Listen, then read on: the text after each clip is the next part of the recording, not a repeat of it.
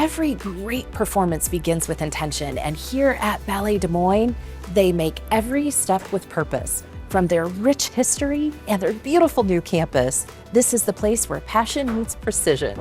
I'm joined today by Todd Rhoades, their Director of Development, and he is going to tell us all about it.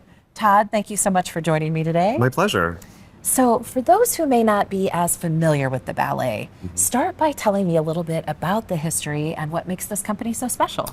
So Ballet Des Moines started in 1965 as a school, and then it had many iterations since then. So it was Ballet Theater of Des Moines, it was Des Moines Ballet, and now it's Ballet Des Moines. And now we are a company with 12 company dancers, 2 apprentices. So we have a company of 14, and we have a 10 trainee dance program. And so with that, we have 24 professional dancers that do a range of ballet from classical, the Nutcracker and Cinderella, to contemporary and abstract ballets. Yeah. We absolutely have to take a minute and celebrate your just stunning campus here, the Lordson Center for Arts and Education. Tell me a little bit about how having this fantastic space impacts your programs. Yeah, so a huge thanks to the Lordsons for their gift and their support. We were able to move from West Des Moines to downtown and make it a little bit more accessible for people for bus transportation as well as parking. And so we're able to have events here, we're able to have private showings, we're able to invite the community in. Before, it was hard to have community partners in West Des Moines.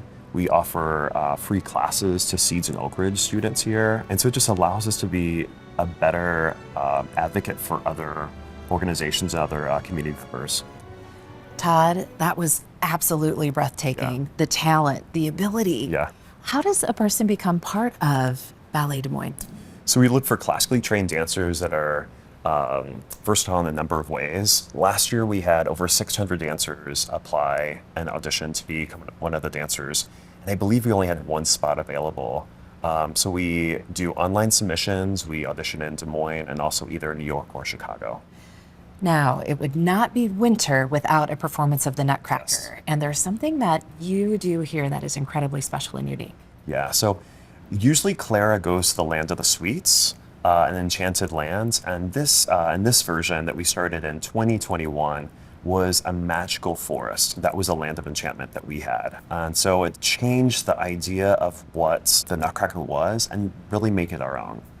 So if you think you've seen the Nutcracker, get ready to expect something new and special. Absolutely. People may not realize that Ballet Des Moines also does community programming.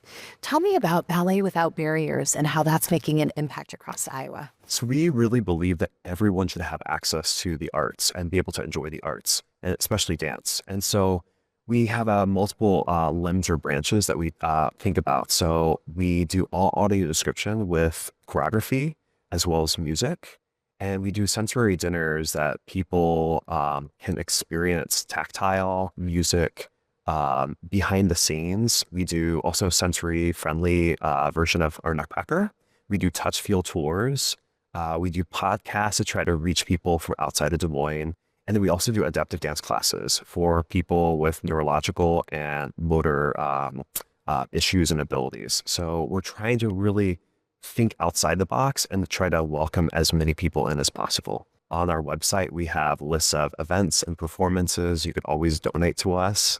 But if you're thinking about how to get involved, just reach out to me directly, Todd at balletdesmoines.org. I have to tell you, I am so inspired by today's experience. If you want to feel the same, make sure you visit balletdesmoines.org for more information. I can tell you personally, this is a place where every move truly matters.